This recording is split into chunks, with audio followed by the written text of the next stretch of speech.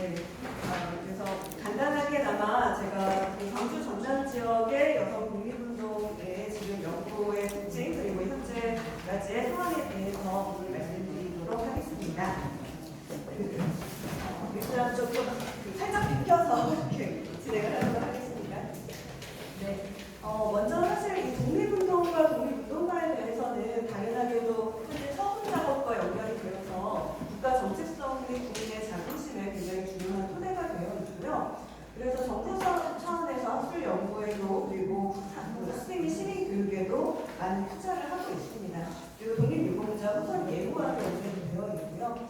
그래서 좀 개인적인 고민 부분과도 연결이 되어 있습니다만 아까 첫 번째 발표 토론에서도 말씀해 주셨던 것처럼 여성 독립운동가를 발굴하는 작업이 사실 그 독립운동의 개념을 확장하는 작업과 연결이 되어 있는데 그게 서훈이랑 밀접하게 연결되어 있을 때는 일정한 한계가 존재할 수밖에 없습니다. 그래서 이 부분들을 좀 어떻게 여성 독립운동을 발굴하는 것과 국가 제도 안으로 들어가는 것에 관계를 어떻게 설정해야 될까 이런 고민들도 좀 없지 않습니다. 일단 오늘 주제와 관련해서는 지역별 여성 독립운동의 빈도인데요. 지금 지역이라는 관점이 이번 학술대회에서도 굉장히 중요한 이슈라고 생각을 합니다. 그동안의 역사는 국가 전체가 중심이고 남성 중심의 역사서술이었다라는 비판이 많이 있었는데요. 지역으로 들어간다라는 건 역사의 개별성과 현장성을 중시하는 것이고 또한 여성을 강조한다는 건 주체의 다양성을 강화하는 것과 관련이 되어 있어서요. 지금 현대사회의 변화에 굉장히 중요한 과제라고 할 수가 있겠습니다. 저는 광주 전남 지역을 담당하게 되었는데 일제 시기 행정구역으로 따지면 지금의 광주광역시와 전라남도 그리고 제주 특별자치도가 들어가야 합니다만 사정상 이번 발표에서는 제주를 넣지 못했습니다. 이건 뒤에도 말씀드리겠지만 또 제주 출신의 여성 독립운동가 서훈되신 분이 지금 0명이더라고요. 그것도 모르는 사실이기는 했습니다. 그래서 이 정도의 이야기입니다. 오늘의 목표는요, 현재 독립유공자 서훈되신 분들의 현황을 통해서 대체적인 특징을 좀 살펴보고요. 그 사건들, 중요한 사건과 인물에 대한 현재 연구 동향에 대해서 살펴보고 또 현재 앞으로의 과제에 대해서 제 나름의 견해를 말씀드리도록 하겠습니다. 네, 먼저 지금 서훈되신 독립유공자 현황입니다. 국가본처에 있는 그 공훈전자 시스템에서 확인을 한 결과에 따르면 현재 전국적으로 남녀 다 통틀어서 17,000명 분들 정도가 서훈이 되어 계신데 그중에 여성이 3.4% 매우 많이 증가한 수치인데요. 그 중에서 경상도, 전라도, 평안도, 충청도 여기가 출신 분들이 많으신 상태입니다. 근데 그 중에서 전라도에서 보면 전남이 1,429명, 전북이 1,100명 정도 해서 반반 정도의 비중을 차지하고 있습니다.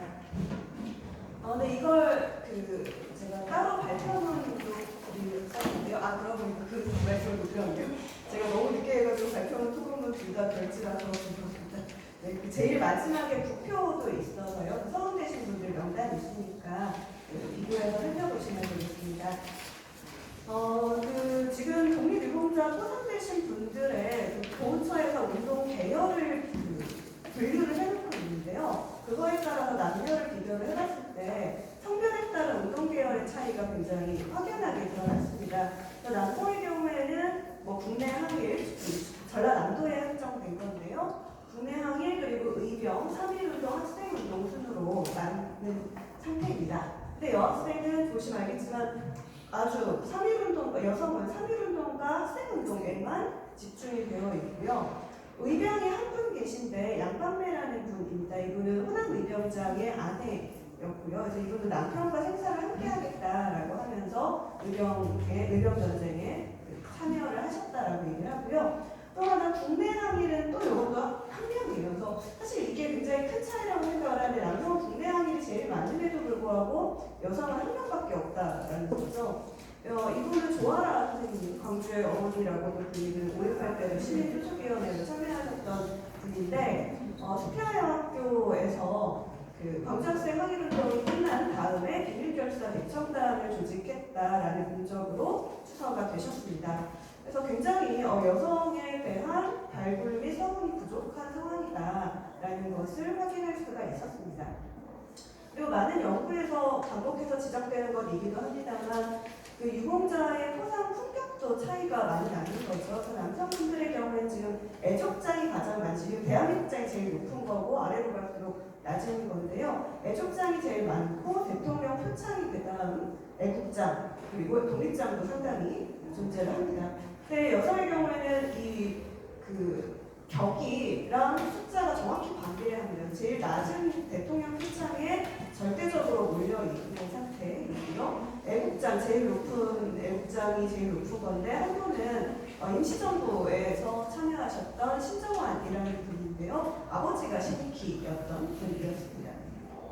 그리고 그 외에 애국장에 참여한 그 수여받으신 분은 누구신가 했더니 임시정부와 국회에서 저희 그 광주에서 임시정부와 광복군에 참여하신 분들이 3분 계신데요. 그분들 전원이랑 그리고 3.1운동이랑 광주학생 독립운동에 참여하신 분들 중에 주도자라고 할 수 있는 분들이셨습니다.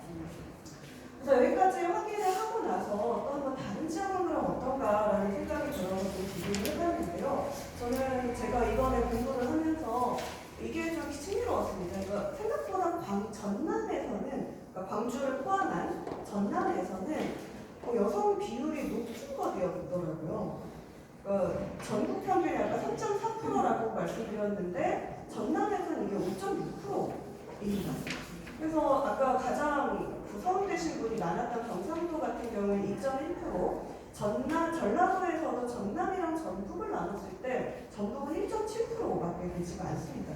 그러니까 전라남도의 여성 서울 비율이 좀 굉장히 높다라는 건데, 그렇다면 지금 그 절대 다수가 3.1운동이랑 학생운동 계열이라고 말씀을 드렸습니다. 그래서 이거는 굉장히 어쩌면 적극적으로 발굴이 된 성과이겠구나라는 생각이 들었습니다.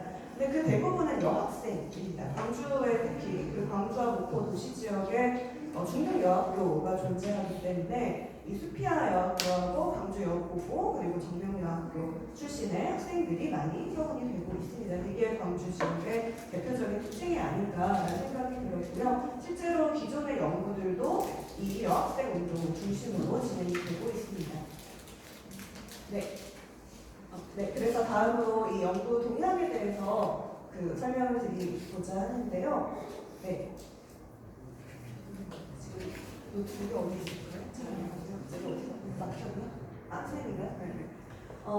그동안의 연구의 시각이라는 측면에서 접근을 했을 때 역시 독립운동이라는 측면을 강조를 하고 있고 그 독립운동에 여성이 얼마나 기여했는가, 참여했는가라는 공헌사의 관점에서 주로 서술이 되고 있습니다.